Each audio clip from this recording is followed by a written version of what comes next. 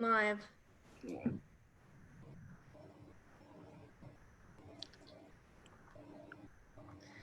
Hello, everyone. Happy Friday. Thank you so much for being here and welcome to our Friday Buzz session. We have a great topic we're talking about today. We're talking about dispensary design and memorable experiences. And we have several of our members with us today to talk about that topic, all experts in that topic. And I'm super excited to have them all with us. So we have Karen Korm with Leaf Medic. Hello, Karen. Hi. We have Zach Renvelt with Freshwater Digital. Hi, Zach. How are you? Nice to have you. We have Hillary Wombolt and Brandy Van Gessel with Awaken Creative. Hello, ladies. Hello. And Dr. Michael Silver with Pinnacle Emporium. Thanks for being with us this morning, Michael. Thank you. Good morning. So, first of all, I'm going to give you all the opportunity to talk about your background, your business. Karen, how about you go first? Tell us a little bit about Leaf Medic. Thanks, Jamie. So I'm Karen Korn. I have a PhD in educational leadership and higher education, and I live in the state of Ohio. I was a provost for a vocational graphic design school for about 5 years, and I have been teaching anthropology for 2 decades. And I left formal higher education from my role as a provost in November of 2017. And at that time, I decided, because Ohio legalized a medical program for medical cannabis here, I decided I would make a school. So I created a school with a few of my friends, and we had it approved by the licensing board in Ohio, and also submitted our curriculum to the medical marijuana control program, and launched that school. It's fully online. What we were trying to do was facilitate people who lived in places outside of urban centers, or facilitate working folks who wanted to try and perhaps enter this industry, but maybe didn't have the opportunity to quit their job and go move someplace and take a class from a university or a cannabis college. So we created an online cannabis college. And then I partnered with Kathleen Graham, who's cannabis nurse in Michigan, and brought that school into Michigan and created a program tailored specifically for Michigan's industry. And we now have the school licensed in both states. And the kind of training that we focus on, because Kathleen's a registered nurse, is predominantly from the medical perspective, but it really applies to all cannabis markets. We focus on teaching both patients and cannabis industry professionals the ins and outs of the endocannabinoid system, of the way that cannabis interacts with it, and then also best practices in speaking with customers or patients, as well as being familiar with the ways that you can get tripped up by not being fully immersed in the rules and regulations of each program for each state.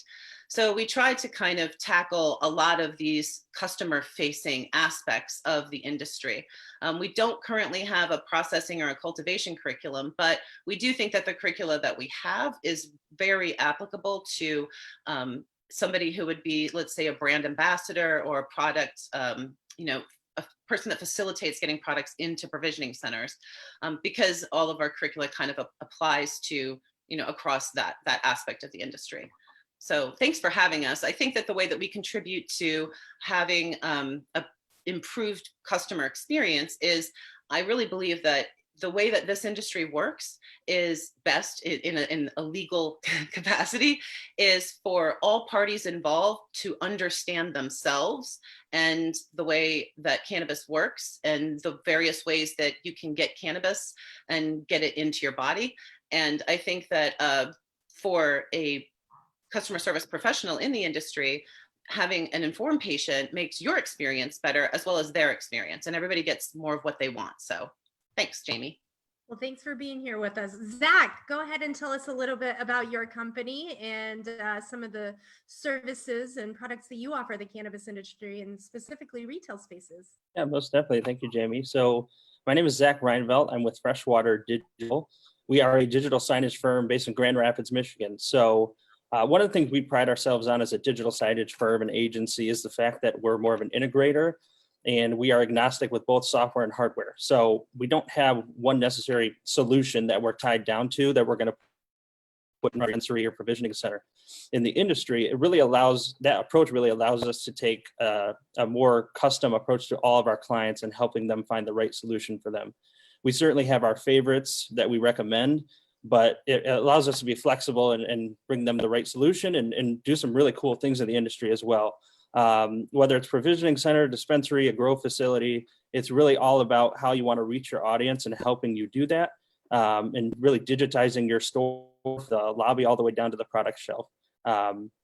We're pretty new to the cannabis industry still. We actually got into Cannabis Connection and everything at the end of last year, but we've learned so much already, and it's just such an awesome industry to be a part of. We love the fact that we can our products and solutions to the industry and help dispensaries grow and help companies grow and get their brand name and their message to their audience the right way. So that's probably the best overview I can give you. Awesome. And we'll be coming back to you with some questions. Thanks so much, Zach. Thank and you. then Dr. Michael Silver, I'd love for you to introduce yourself to our audience. Let me unmute you. If you could unmute yourself. Let's see. Here you go. That's perfect. Yes, good morning, Jamie. How are you? Doing awesome. Thanks for being here. How's that? Perfect. All right. Yeah, so growing up, my family was involved in minor league baseball ownership. Learned a lot through that time and experience, and especially as it relates to relationships within the communities, local officials and so forth. I became a physician back in 1999, practiced for 18 years in the New York area and then North Carolina. Before I backed off the day-to-day into more of a administrative and consulting role. And that allowed me to expand the brand, really fine tune the brand and open multiple locations, which gave me a good feel for what that carries with it in terms of multiple locations on the retail side. Eventually got an itch and started a new pursuit and went into the sports and gaming space of all things, and started forayed into motion tracking in sports, which transcended everything from rehab awareness to sports betting to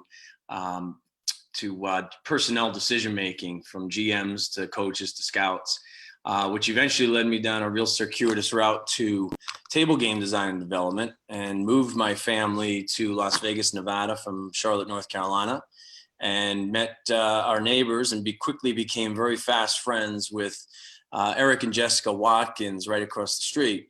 Let's just say that over a good number of discussions and some fun evenings, Eric has been in the cannabis space for approximately 30 years. Eric's got a real colorful and fun soul, and we eventually partnered up to push into the cannabis space and landed in Michigan due to market timing, market position, and because he was following a consulting pursuit out that way. And since then, we've Eric's got basically a background in the science, history, qualities, grow techniques, and benefits of cannabis, and I feel we kind of formulated a team that takes us to the next level with sort of a real, let's just say, a fairly brilliant and selfless and tireless team to help us, bring the vision that Eric has had for so many years in the cannabis space to life. And we've blended a really nice, kind of mix of cannabis, legal, financial, and business experience. Collectively, I'd say the sum has kind of become greater than its parts, and we have hit the ground running pretty aggressively in the state of Michigan, and we are operational in 2 retail facilities right now. We have a fairly aggressive rollout pipeline with a processing facility, cultivation facility, and 4 more retail facilities in the next 6 to 9 months. Well, thank you so much, Dr. Silver. It's great to have you here. And I definitely wanted to bring you on because you have a very creative space, and I can't wait to talk a little bit more about that. So now I would like to invite Hillary and Brandy to give us a little introductions about themselves and Awaken Creative.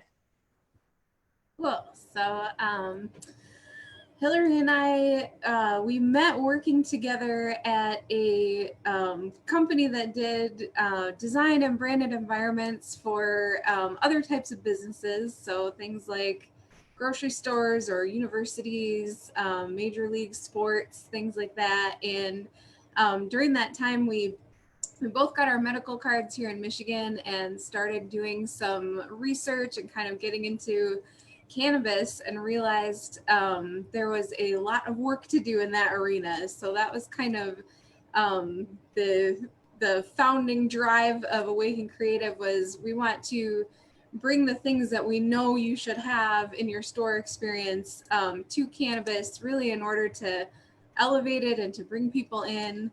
My background is actually in like game and interactive design, so which is kind of inherently experiential.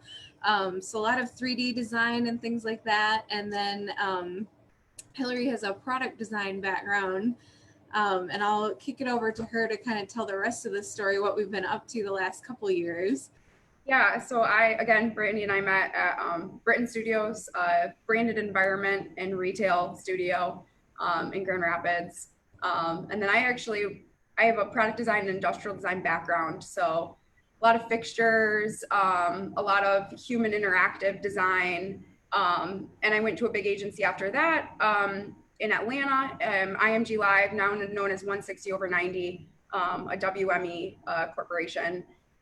We did a lot of experiential pop-up events, yurts for Coachella, fan festival experiences, anything that can promote engagement and sharing, social. It's a movement among marketing that really captures customer loyalty. If you can give authentic, valuable experiences, you're going to capture lifelong customers. So yeah, that's kind of our background. I was burnt out. Agency life is a big commitment. And I was ready for a lifestyle change, as much of us who are joining the cannabis industry. So many passion points, which is the beauty of this space. So yeah, we're here now and working on dispensaries. We've got some fun fixture line projects coming out with a few production partners. So just trying to add value as much as possible.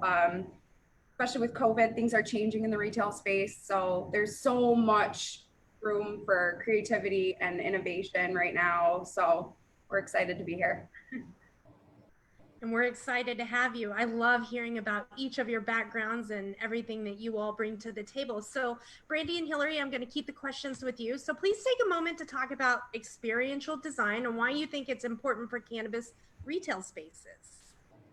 Yeah, so experiential, it's such a buzzword right now, and I think people get really confused by it. But when you break it down, it's really just about engaging authentic experiences with your customer.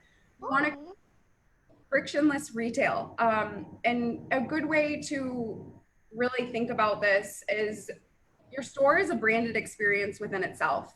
Your signage, your positioning, even the materials you pick out, that is the textures that they see. That is all experiential. It's really about identifying with your customer and giving them something that they're already used to. And that creates this sort of experience that they're attracted to. They're going to come back. And making sure that it's inviting people to play, engaging, and they're learning. Again, providing value. And we can do this through creating touch points, fostering ideal behavior, again, that frictionless retail, a seamless checkout experience, and creating a sense of perceived ownership.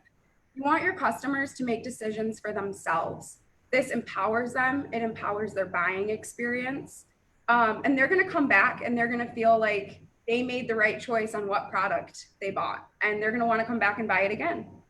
Yeah, something, I'm just gonna jump in real quick. Something else we like to talk about when people, come in and say, well, I want my store to look like this, or I want it, it might only be one sense. We really like to say you want to hit really at least the four senses. So, what are you seeing? What are you hearing? What are you touching? What can you feel? And you know, and aroma too is really important, especially in cannabis. And obviously, if you're if you're serving food, you can add taste to that. But you know, really, that's encompassing that experience. Absolutely. I love that. And talking about the different senses and how to touch those, because I mean, buying behavior, I mean, having someone and getting them feel really nice and comfortable, you know, before they go into the retail part and they buy is so important. Like you're kind of warming them up by it having a waiting room where you're hitting those senses. And by the time they get into the retail area, they're just like, oh my gosh, this is amazing. I'm having, you know, and I agree with you so much. And as women and cannabis consumers yourself, what types of retail spaces, like what types of effects should you have to kind of cater to that audience? I think one thing that we discovered, or and me especially, I'll just say when I kind of entered into this, I was a new cannabis consumer. So I didn't know a lot about it.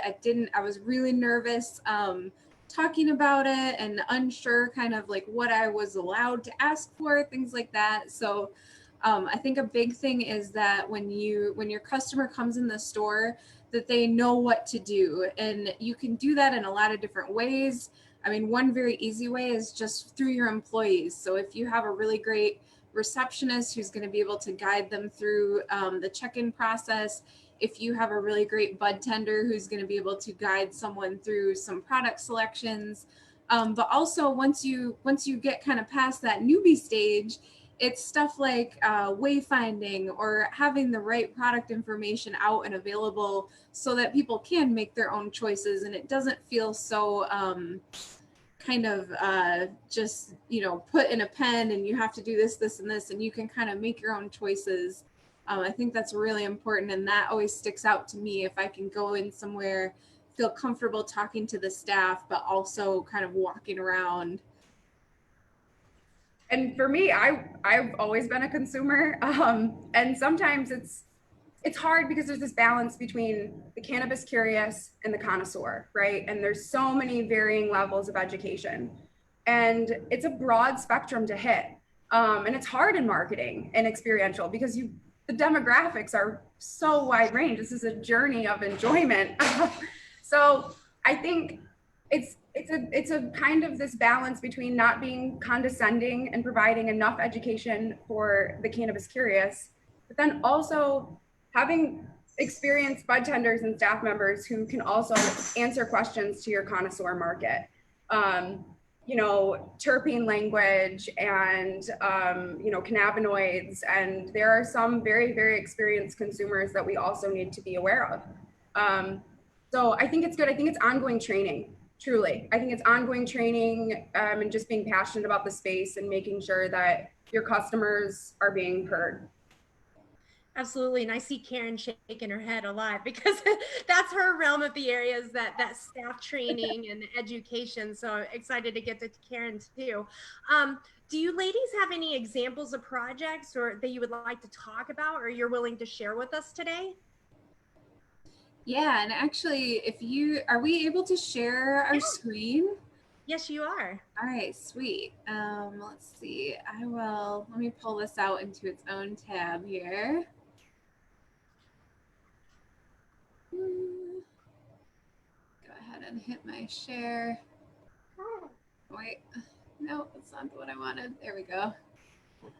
So yeah, just really quickly, we've just got a few sketches of some various projects we've been working on. So this first one is kind of a little bit more connoisseur leaning retail experience. This is for our brand Michigrown that we've been working with for a really long time. They've gone through a few different iterations of how it's going to look, but the idea with this one was it's really centered around this flower bar that you can kind of see here with the stools. We've got a few different zones here. So the idea is you can have some one-on-one staff interaction. Maybe you're actually getting the product out, you're smelling it, you're really looking at it closely. And then moving on from there, you've got your kind of traditional secured storage that's in the case. Maybe that's your concentrates or things like that. And then that flows right into your checkout counter. So when you come into this space, you can kind of circulate around. Let's go back to this one. This is really, when we talk about experiences, we start at the brand. And Mission Grown is for a connoisseur market. They really, really pride themselves on their flower, their quality and visuals as aromatics of the bud. So we really wanted to highlight a very interactive flower bar for engaging with the customer. The connoisseurs want to talk about terps and they want to talk about flavor, and we really wanted to give Mission Grown that opportunity to connect with their customer. And that's what you can do with retail design, and just to make sure that they're coming back for that interaction, especially with weed, because there's so much to talk about. Yeah, so this one, yeah, and I'm super excited to see where this one goes. We have now changed locations a couple times, so probably will end up looking a little bit different than these, but we're pretty excited about that. And then this is kind of a different model. So this is actually, yeah, high volume. This is a setup where you can actually have, this would be 2 bud tenders and probably 2 customers, all operating out of a single station. But this feels a little bit more like your grocery store, like something that is going to feel, or your convenience store kind of. It's you go in, you go to the counter, they pull your stuff from behind, and you get in and get out, and you can still make that a really memorable, branded, nice experience without having it feel jumbled. And kind of the challenge with this one was, this particular location, they just had so much product. So how do you show that product in a way that makes sense to the customer and isn't overwhelming? Product hierarchy. Yeah. Let's see. Oh, so this is one of our other kind of favorite projects we've worked on. This is actually in San Juan, Puerto Rico. This project was a blast to work on. This one was really designed to hit kind of older tourist women is the demographic for this one. So that kind of more traditional shopping experience where you can circulate around and kind of look at things. We've got some merchandise back there in the corner. I don't know if I guess Hillary, you want to talk about the checkout and stuff? Yeah. So for, this female vacationer with her friends, they enjoy shopping together. They hit the spa together. They're going to the salon. Brandon, if you want to go to the next, do we have a picture of the reception desk in here? Okay, here we go. So we did a really long reception desk that reminds her of her front spa, entering, making sure that she can see the waiting room.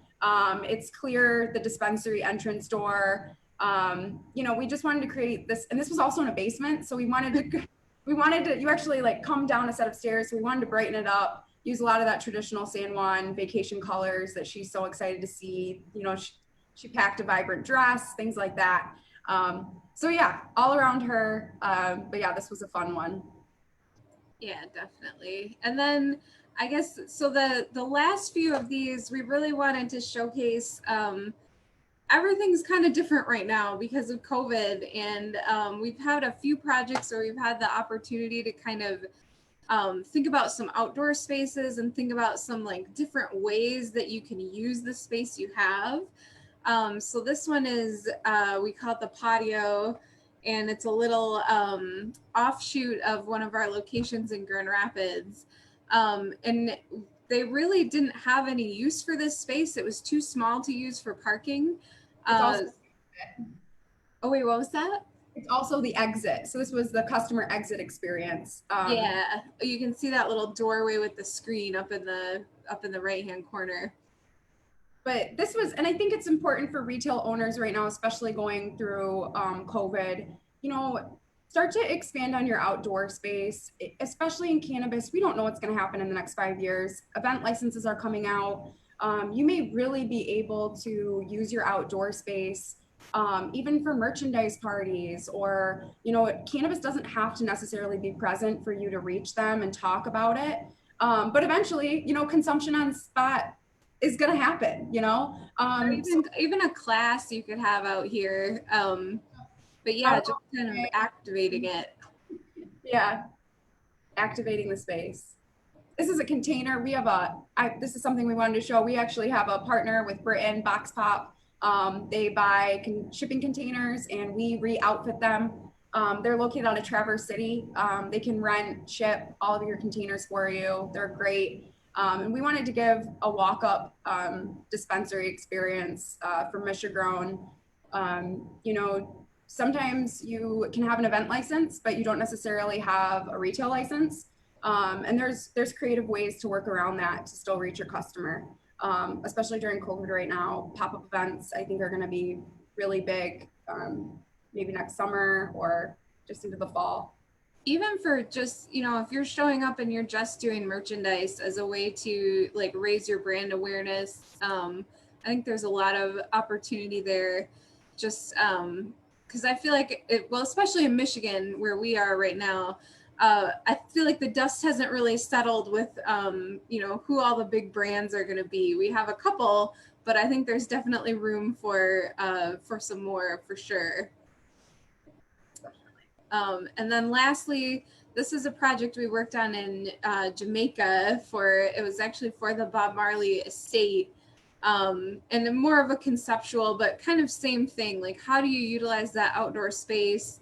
If you have limited indoor space for the dispensary, and especially if you're in a situation where you're only allowed to have 5 people in your store at a time, how can you create these social spaces, or maybe even create a space where you could have some of your staff come out and, meet with someone, or even set up a little merch shop outside.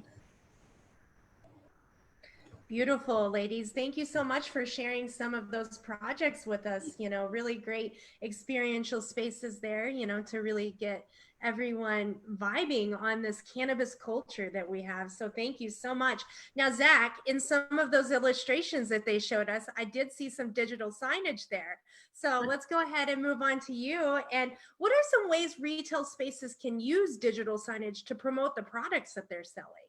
Yeah, most definitely. It's perfect to follow up after Hillary and Brandy there, just with everything they showed and what they talked about. It really is about creating a digital experience, whether you're educating your customers, trying to get them interacted before they reach the bud tender, assisting them while you really can't have a staff member do so because it's so busy, just giving every customer the unique experience that they deserve. And it really does fit into exactly what we saw.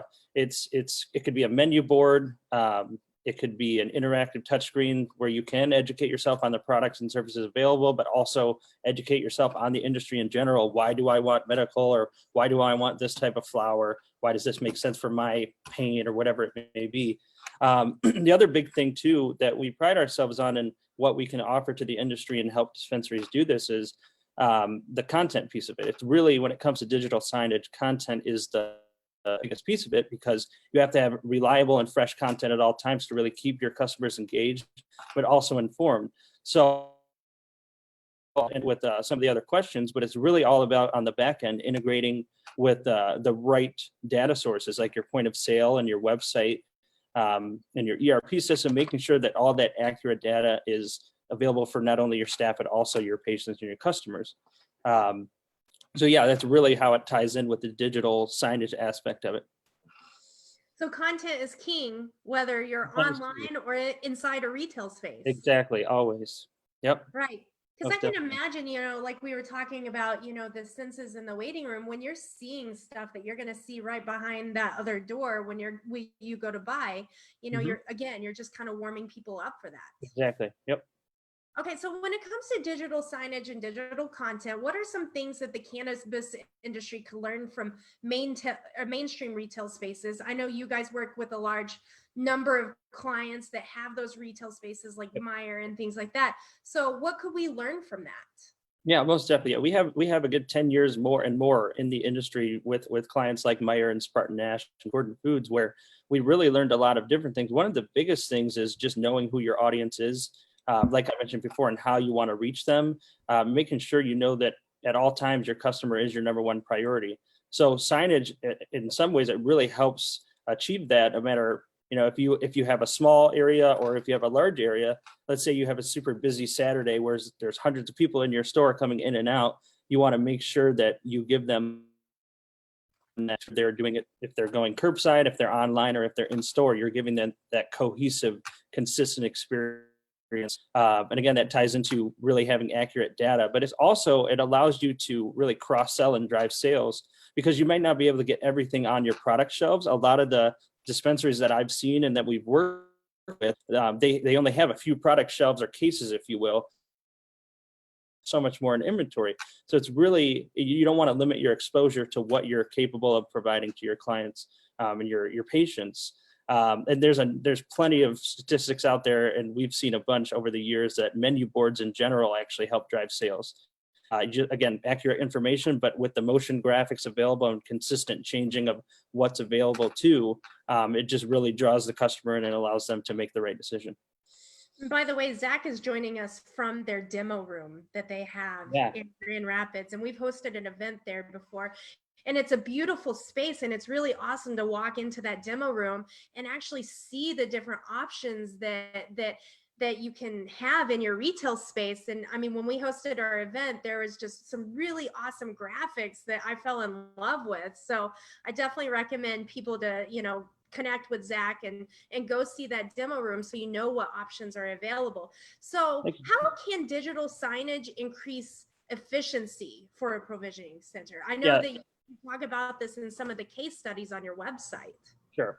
Yeah. So this is really what I was hitting on earlier, with just the back end automation integration. And what I mean there is making sure that the pricing information is always accurate. If THC percentage changes, or if there's certain standard regulations in the industry that you have to comply with, making sure that you can rely on your content and the content management from one platform and one cloud-based solution. Let's say you have multiple stores, everything in one spot. So you know that you can give your staff the ability to actually take care of your customers. It's almost a set it and forget it mindset, knowing that all the information is accurate at all times, keeping your content fresh. And again, just having that easy management availability. That's where I was saying is we're agnostic with software and hardware, right? So we're going to give you the tools to be able to manage whatever you need to and update the content whenever you have to, but at the same time, get as automated as possible. Right. And you guys also offer some solutions and products for this whole COVID world that we're in. Can you talk about that really quickly? Yeah, sure. So it was awesome because we got to do a buzz session, I think it was a couple of months ago, talking about that. But as we all know, there's so much unknown with this COVID pandemic and how people are going to transition back to their office and what are they really supposed to do when they get there. So from a content standpoint, all the way to the actual interactive experience, we're doing some really cool things, temp scanning solutions. And then along with that is the educational content on, how to take your temperature, where you're supposed to wear your mask, if there's any thresholds for your temperature, social distancing measures, things like that. So it's really about, because all the information is changing on a daily basis, we've heard so many things in the last 5 months. You have to keep that consistently fresh for your visitors, your employees, and everybody out of your office if you want to stay safe getting back to work. And that's in any public retail setting, any work setting. So it's really important. And those are some of the solutions that we're able to provide, not only the cannabis industry, but just any industry that's transitioning back. Wonderful. Thank you so much, Zach. I appreciate that. You. Now I want to invite Dr. Michael Silver to talk with us. Dr. Silver, I chose you to be a part of this buzz session because I know that your retail space is creative and offers a different experience. In fact, we had someone comment on this thread right now on our Facebook, raving about the experience that they had in your store. So what do you think makes your retail space stand out from others in Michigan? Well, it makes me very happy to hear that you're getting that kind of feedback, Jamie, and thank you very much. Along the lines of what I think this distinguished panel has already stated, Brandy and Hillary, I connect very closely with where they are and how they attack the design process. I find it's extremely important to stand out in this space, especially as Michigan becomes that much more competitive, as it matures as in the market. But we put a ton of effort and put forth a ton of effort at Pinnacle Emporium, and I think I neglected to mention even the name of our business when I introduced myself. So I'll say it again: Pinnacle Emporium is who we are, and we take a lot of pride and put forth a ton of effort in our brand and company culture. Company culture is where it starts, and we try to keep everybody involved, from the receptionist all the way up to upper management, as would give everyone as much of a sense of ownership as possible. Starting with as we get ready to launch a facility, we bring in the team and have them help get things ready to go a week or two in advance. And it kind of creates a real healthy environment and a team approach that we all lean on each other, and it really brings it all together before it even starts. And I give credit to the team. I give credit to our staff and the vibe we create. We have a process that kind of starts with vetting the properties, and then it eventually kind of works through the steps along the way. But I'd say we stand out in our look and feel as more of an anti-Apple store feel. We have a pulse and a rock and roll vintage eccentric theme that sort of oozes fun. And we incorporate architectural salvage, Michigan centric, region specific memorabilia, complemented by legendary Lenny Sinclair's photography over the years, and show how our vibe interacts with the local history of rock and social and civil rights movements, while also appealing to all walks of life, no matter the age, race, sex, etc. Brandy and Hillary, that San Juan location, very cool, very fun. Love that you're able to dial it into a very specific demographic. Very cool. While I think depending on our regions, we would do the same, but we've really opened it up to, we want to make sure everybody that walks through the door has an equally comfortable experience while shopping for their products. But just to back up one step, we feel that the experience starts before you even walk through the front door. You drive up, you're going to know that you're at a Pinnacle Emporium location. We have a very definitive color scheme, a very definitive kind of urban feel, real, a little bit edgy at the same time, while also bringing that, vintage, Americana to life as you walk through the door. We have a vast product selection as well, and my wife, Dr. Jody Silver, who handles a fair bit of our product procurement, and we try to keep, like I said, a vast selection of different types of cannabis products in store. And I don't think, if you've ever been through one of our stores, I think you'd see that it is reflected that way. We have a ton of different events and vendor days, and groups like Canalicious and Choice Labs and Weinberg Family Wellness, Wana Brands, Detroit Fudge Company, Zillows. We bring in as many different Michigan products as we can, and try to get and obviously make sure our inventory is, our staff is very well schooled in our inventory, and also very much listening to our customers. It also comes down to lighting. When we create a bud bar experience, people need to see the flower that they want to buy. So the lights are critical. The lighting in the store is critical. The flooring, the bud bar itself, and if there's time, I'd be happy to share a couple of images of our Addison shop, for instance, our Devil's Lake shop, so you can kind of get a feel for what kind of environment we try to create. Absolutely, I would love for you to share that. Okay, it might be a little more technologically sexy than I'm up for, but should I just share the screen and throw a couple of images up, or you want me to come back around to that? Yeah, we can come back around to it, but really quick, can you talk about what the process looked like when you designed your retail spaces? I mean, with all your memorabilia that you have, like how'd you do it? Sure. Yeah. So after vetting properties and creating, and kind of figuring out exactly what flow is going to work, perfectly, we spend a lot of time planning that piece and keeping as much of the inherent qualities of the building itself as we can, and really tailor it toward that region. We then bring in.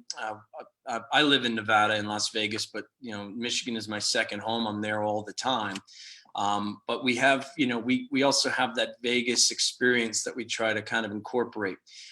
We have a designer that pretty much creates our renderings that's out here in Las Vegas, who also designs, hotels and casinos. And it's a fun process. A lot of napkin drawing over drinks, and then eventually bring it to life in a digital form, before going to our project manager, Jessica Watkins, Eric's wife, who then works the architectural angles, engineering angles, while our creative director, Danny Potenza, also known as Potsy, who is a extremely unique character, takes it and puts his spin on it. And he brings the architectural salvage to the table.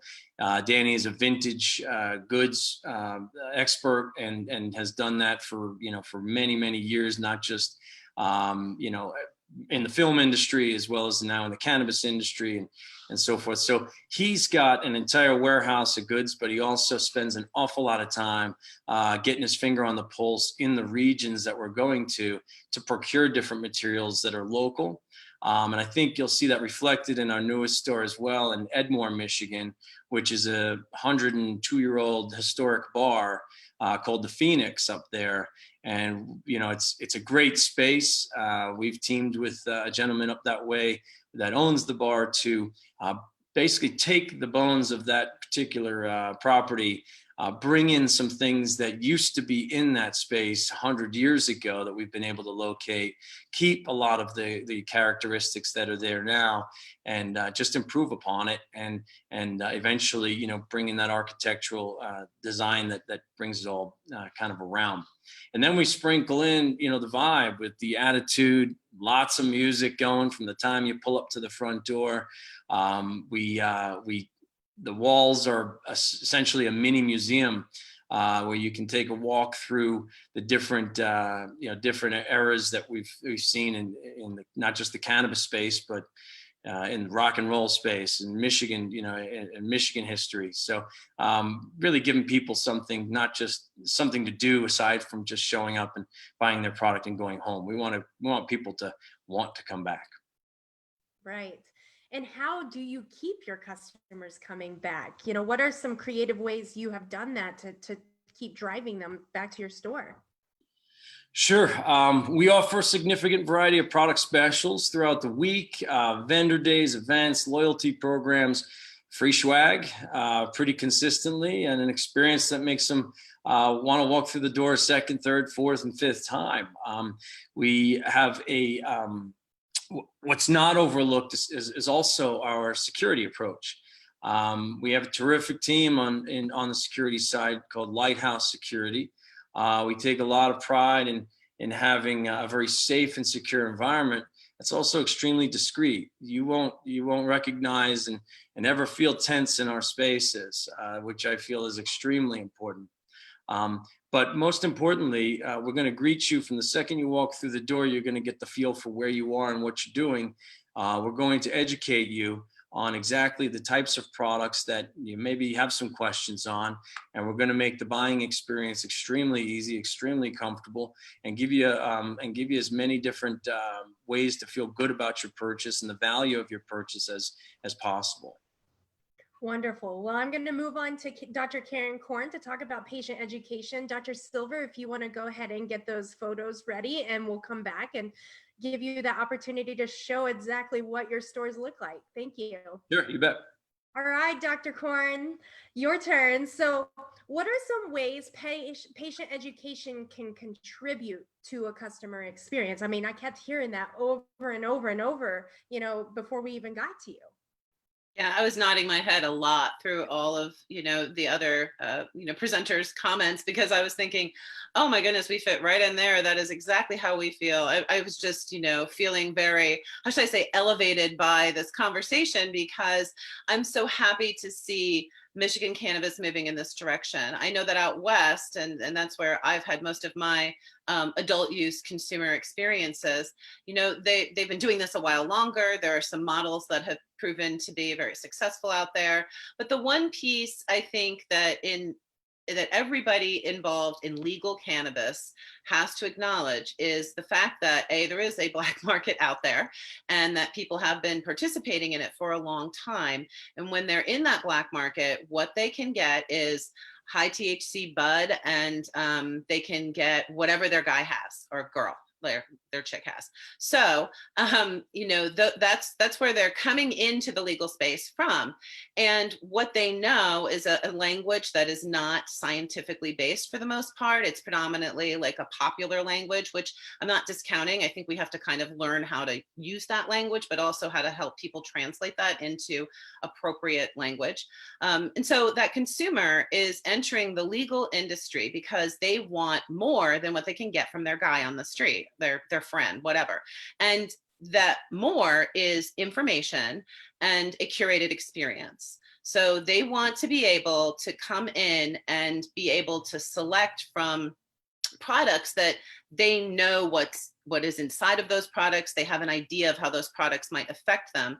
And the only way you know how products are going to affect you is if you understand you, and you understand products, and you understand how these things come together for your own unique experience. Because this whole language of like indica and sativa that's been around for a long time, that's all based upon sort of cumulative experience of users, but not every user has that same experience that the cumulative whole does. So when we get into the legal market, it's the information that can be provided by the product manufacturers, and then also the dispensaries, that allows the patient to then intersect their own personal information with that and come up with the best experience for themselves. I mean, after all, what they're paying for in legal weed is the experience, because you can get weed otherwise. We all know that. So I think that the patient is one half of that process. And so that person has to have some knowledge in order for themselves to have a good experience. And really, I was looking at the drawings, and so excited, thinking like I would love to walk into one of those shops and have that experience. And Dr. Silver, I do know your wife. We've spoken many times, completely on the same page as she is in her approach to looking at products and thinking about how consumers interact with them. And I think that in the end, the more informed consumer is going to have a better experience. And also, the customer service representative that works with them will have a better experience. It'll be enjoyable all around, if patients know what they're looking for and understand themselves. Absolutely. So now let's talk about staff training. Mhm. So what are some ways you can train your staff to help create that customer experience and make it more memorable? So the other half of that experience beyond the patient is your customer service representative, the people in your facility that interact with the patient.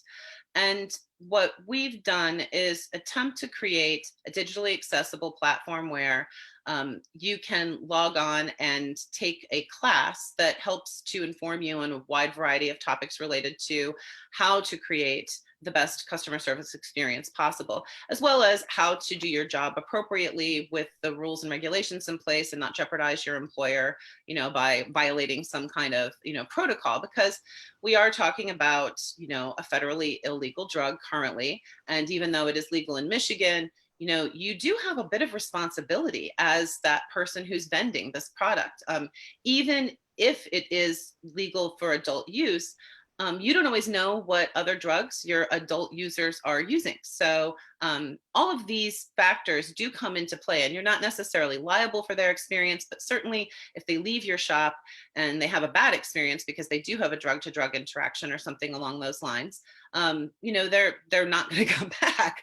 So there's lots of factors that maybe aren't, how should I say, as sexy as the beautiful designs that we see here that go into making this a successful transactional experience. And so what Leaf Medic offers is a way to do this with your employees, to onboard them quickly and easily.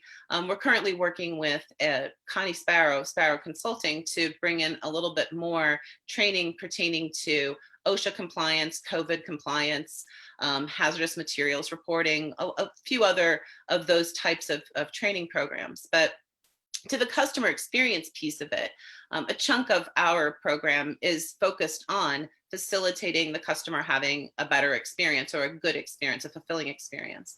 And I think that the importance of training in that context is for the bud tender or the provisioning center, or dispensary employee, to have a more broad understanding than their own personal experience with the products. A lot of the time when you go into a dispensary, the person behind the counter will talk about what they think about the product. And that's nice. And it's good to have an experienced user helping other people. There's a lot of reasons why that's positive, and that's a good thing. But there needs to be a different sort of criteria upon which you help a customer make a selection for themselves, beyond just what you've experienced and what you think of it. Because as I said before, everybody's body is different. So to the point of Jamie's original question to me, which was, how do you train? There are some face-to-face schools available in the United States. What we try to do with Leaf Medic, and with COVID, this kind of took a strange turn. We've been talking with Freshwater about creating some programming for their digital signage, so that we can sort of pivot into that space and help with patient education, as well as reiterating the things that your employees need to know because of the signage kind of, pointing it out to them all the time. So these are some ways that we're trying to kind of take our education and go a different direction. But our digitally accessible platform, we're hopeful, will be sort of the foundation upon which, through like my business partner Kathleen's company Cannabis Nurse, you can enhance that with webinars, for example. And we're hoping to very soon collaborate with some other people in the space, Jamie and some others, on launching a patient-facing education portal or platform that will be direct patient education, and very much focused on targeting the consumer or the patient, and helping somebody who's just a adult use consumer, for example, they're having trouble with sleep, identify a place near them where they might be able to locate cannabis that would help them with sleep, and then give them some information so that when they enter the store, they have a bit to start with, to begin with, and asking the appropriate questions. So we think that by providing appropriate training and education to both patients and to the employees of the provisioning center, that the whole process becomes a much more curated, much more customized, much more satisfying, and less feeling like I'm just happy that it's legal. Moving more into, how are we really experiencing this? How are we going to take this and make this a part of our daily lives? Because we all want everybody to have this as a part of their daily life. It helps all of us in our businesses. And it helps citizens, it helps people too. There are so many people that eventually find a way to migrate off of pharmaceutical medications that they're struggling with a side effect, and into cannabis, or find ways of pairing the two so they can reduce the amount they take, or, there's a lot of benefits that we all get out of it. So. Well, and how exactly did patient education kind of change in the COVID world? Because I know a lot of provisioning centers are really doing a lot of delivery services and curbside pickup. And I feel like it did take away that opportunity to ask a bud tender question. So how did that exactly change? Well, I think that every provisioning center and dispensary, depending on your state, because, as I indicated earlier, I live in Ohio, so I do have some interaction with our market here. I'm a medical patient here. And in Michigan, everybody in Michigan has had curbside and delivery as an option. And those are amazing for the contactless aspect of this and for keeping people safe. And I think that that's facilitated the success of the industry during this difficult time. But as you indicated, there is a decreased point of contact. And I know that all of you who are designing or working on designing spaces are thinking about this now, because we all know, well, what if this happens again? This is now it's a thing we think about in terms of how do businesses have to pivot.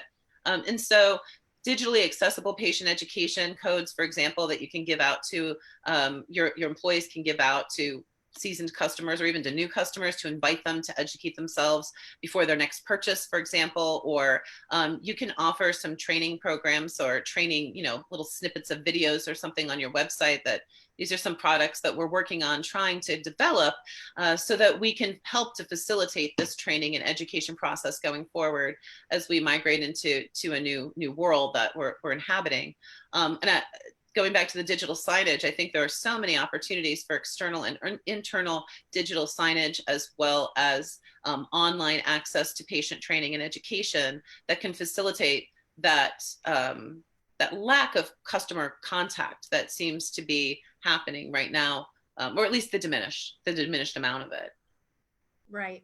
And then my last question, how important is patient education in the adult use market? I know that, once a state goes adult use, we do see a decrease in medical marijuana card holders. And so how is it still important, even though, it's recreational at that point? Well, my take on that actually falls in line with a lot of what everybody else has been saying this morning, which is that, the adult use customer, looking at the Puerto Rican facility that you designed, or talking about Pinnacle, I mean, all of these are drawing from other industries and thinking about consumers and connoisseurs and curators of whatever craft beer. My husband works in craft beer. I've been a part of that industry through marriage for 10 years. And I have watched that whole journey and how, what that looks like in terms of fans of particular styles and how they'll travel to go get it. And, I think that adult use cannabis, those people in the craft beer industry, they're super informed. Those consumers, like, they spend their every waking moment reading and posting and talking and going to groups and making more comments and reviewing their 8 shower beers that they, would recommend to others, or, their best session ale. I don't know. And I think that's coming in cannabis. I mean, I really do. And so the snobby consumer is going to be consuming information left, right, and center so they can prove how much they know. The consumer with a particular problem, who is sick and tired of that problem, is going to be seeking desperately to learn how they can tweak their own curated experience and make it what they want exactly. Nobody wants to go to work feeling like they're underwater, and nobody wants to go to bed with their brain shooting off every new idea they've never thought they had. These are both either side effects or benefits of cannabis, but they become the opposite if you take them at the wrong time, or you ingest it at the wrong time. So I think, really, from my perspective, the adult use consumer is a medical consumer, but they just don't talk about it in the same language. A lot of what we want to do with cannabis is relax or feel, have better sleep, have less pain. And those things can cross into that market very easily. And actually, to be truthful, I think that the committed cannabis consumer in the adult use market will be an avid consumer of information and content, as well as just the product itself. Absolutely. Thank you so much, Karen. I really appreciate it. And Dr. Silver, if you want to share your screen, we'd love to see your retail spaces. I do have a question for each of you. And the question is, name one cannabis provisioning center experience you have personally had that stands out to you, and tell us why. So you want me to run with that and then share the screen? That would be awesome. Go ahead. We'll let you go first. Okay. So as it relates to that question, I think the best way I can answer that is we pretty much went in the opposite direction of 95% of everything I've seen out in the market. We chose our markets very strategically and put forth a product that we feel is extremely unique in the marketplace. When you come to one of our shops, you'll see there's a heart and soul there, and you can tell a lot of love and passion and fun went into the design and into creating the space. So I think the designs that that Brandy and Hillary showed the knowledge that Karen brings to the table on so many levels, and Zach, I really like what you guys are doing on the digital side. Incorporating as many of the best things in the space as we can, while also keeping it, fun, is what we've gone after. So, I think really the best way I can say that is, the best thing I can say is we have tried to kind of bring it back around to something that that feels good versus just a stark white sterile environment that we're seeing in so many different facilities these days. And I'll give you an example here. So I'll share this real quick. So here is, can you see that or no? We cannot. Okay, let's see. Let's see. Yeah, there you go. Let's open that up a bit. So here's what you'll see is, part of our lobby. That's right next to, the reception desk. So we've taken an old convenience store and reworked it, separated out, both the different sides, and what Potsy would call the cozy corner is what we've got going on here. The crushed red velvet sofa. Let me go ahead and try and bring up. Love that couch. Love it. Let's go ahead and open this up. I'll take you into the showroom here. So you can see we've taken a little different spin on a bud bar. We have had furniture built that looks clean, looks, it's clean line, the lighting underneath and so forth, but really decided to kind of take it in a different direction. And you're looking at 2 barrels from a local distillery, Coppercraft, a bourbon distillery, and then a big piece of black walnut that we have, that was sanded for countless hours and, lacquered. And then we work with bud bars for our puffer boxes there, personalized puffer boxes. And then you can kind of see behind it where we've kept the convenience store glass doors and used them as displays and kept that quality in there. I'll give you a couple more shots. So for reception desk, and give you the front view. Can you see that? Yes. Okay. Yeah. So this was kind of a dingy gray building that didn't have any of those crosshatches or any of that. And we took it and kind of gave it more of a barn style look. As you can see, we used some metal bins that were used by a fabricator and just sort of brushed them and seal coated them just to add some life. An old gas pump, things along those lines. The color scheme is specific to us as well. So we're real proud of the way that facility came along. Awesome. And which facility is this one that you just showed? That's the Addison Devil's Lake facility. Okay. We just opened that up fairly recently. Well, congratulations. And thank you so much for sharing with us. And then Karen, Zach, ladies from Awaken, would you like to share any customer experiences that you've had, personally? Yeah, I was, if you don't mind, it will not take long, but I wanted to share my screen for this one really quick. So the reason I wanted to bring this up is because one of the first adapters and one of our first clients in the industry is K-Kind Medical Provisioning Center. What they adapted with and they implemented was the digital tags. And this is what I was talking about earlier when it comes to digitizing even the product shelf, tying them in with your point of sale and being able to have the accurate information at all times. So here's a couple other shots of what they've done. The nice part about this technology is it can pretty much go anywhere on a shelf and on a wall. But the reason I wanted to bring this up is because it was our first experience in the industry. And when they implemented these tags, we learned so much about just the process of getting the right information and all the different products that Medical Provisioning Center offers. So it just really stood out to me. And we have a great relationship with them as a customer.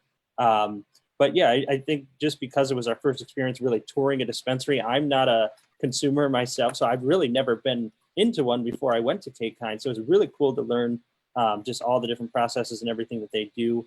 And again, I just want to give a little bit more of a visual of what that is and how it works. But yeah, most definitely, that would definitely be one of the situations that stands out for us. Wonderful. Thanks for sharing, Karen. I probably could tell a story related to my first trip out to Colorado when we were heading to Utah. And so when we got to the very edge of, I cannot remember the name of the town. It has like the hot springs as you're heading west on 70. I'm blanking on the name of the town. I'm sorry? Yeah.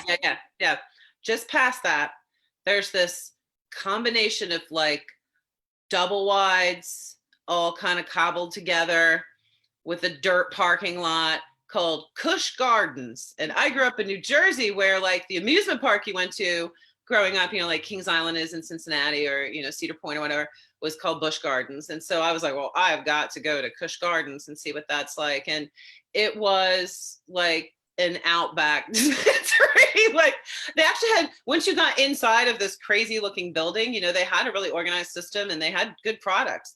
But I just remember being like, this is the Wild West of, dispensaries, and probably was one of the, and I looked it up, it was one of the very first ones to, get approved in the state.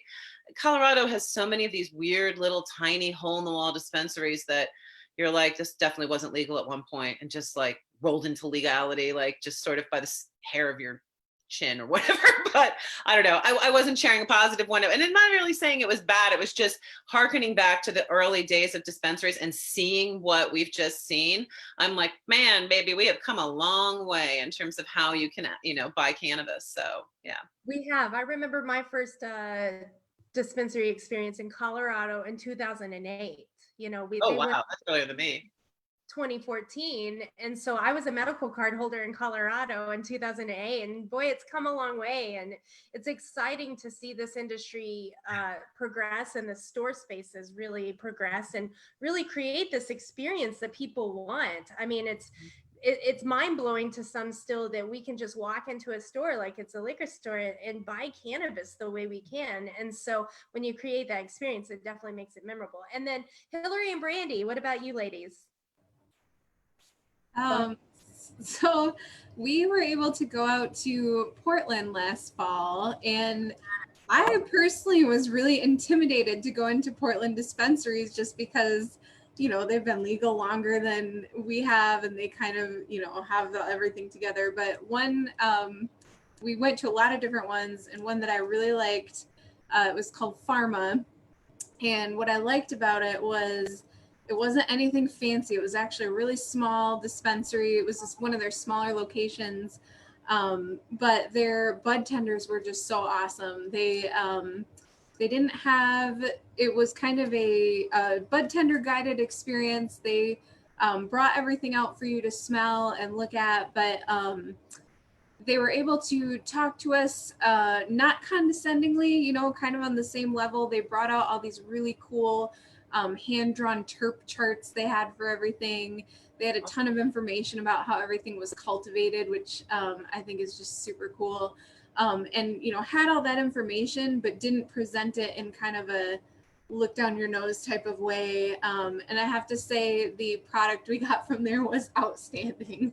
Yeah, Portland weed is like so great. So good. And they have a lot of it. They have so much. Yeah. Yeah, and I have to say, I really enjoyed Shop Sarah when we were out there. Obviously, just for design aesthetics. Beautiful. Beautiful. I think they nailed the weed snob, the connoisseur market, just in the way they display. It has kind of a coffee house aesthetic, so very chill.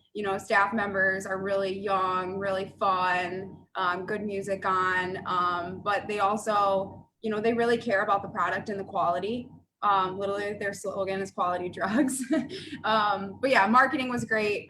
It didn't seem overdone either. We floated around the store for probably an hour and a half geeking out, and no one ever made us feel like we needed to get out.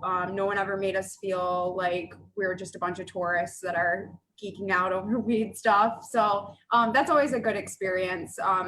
People are traveling from other states to see your weed shop. They are. I think the rest of the country is pretty jealous of rec states. So, be excited. Oh, yeah. Be excited for them. This is a really happening time. Like, you never, especially in like a weed snob store, people want to be connoisseurs. It's aspirational and it's a journey. So, be open-minded about it. Yeah, Sarah did it. That's great. Well, thank you all so much. And, I'll share mine. Like, Michael, you might have been to this store, but in Las Vegas, I went to Apothecary Shop. And the reason it stands out to me is just the look of it. When you walk into the retail space, they have all this like dark brown wood, like old like library card things like everywhere, and just like it's just beautiful. Like, I definitely suggest like looking at them online and seeing the pictures of inside their retail space. And, you know, of course, when it came to product, I couldn't help but be like, man, I feel like Michigan cannabis is top notch. It's incredible. So, but yeah, thank you all so much for taking the time to talk about this topic with us today. I loved this buzz session. You know, I love going into these retail spaces and just getting the great vibes, the feeling, and super excited to watch our state progress and to see Dr. Silver open more stores and see some of the stores that Hillary and Brandy are designing, and Zach is putting digital signage in, and Karen is providing the patient education and training. So thank you all, the audience that are here with us. By the way, panelists, if you could, you know, anyone who has questions, because this video is available to watch after it, you know, we're live right now, but anyone can go and watch it. Please keep an eye on the comment section. If someone has questions, go in there and just kind of engage with them and answer questions that might pop up. But in the meantime, you know, we'll be back hopefully next Friday. We're working on our next buzz session, which we're looking at cultivation design. Oh, cool. So we're going to kind of concentrate on the cultivation part of it. But again, thank you all for being with us, and we will be seeing you all again very soon. Thanks Have a so great much, one. Jamie. Yeah.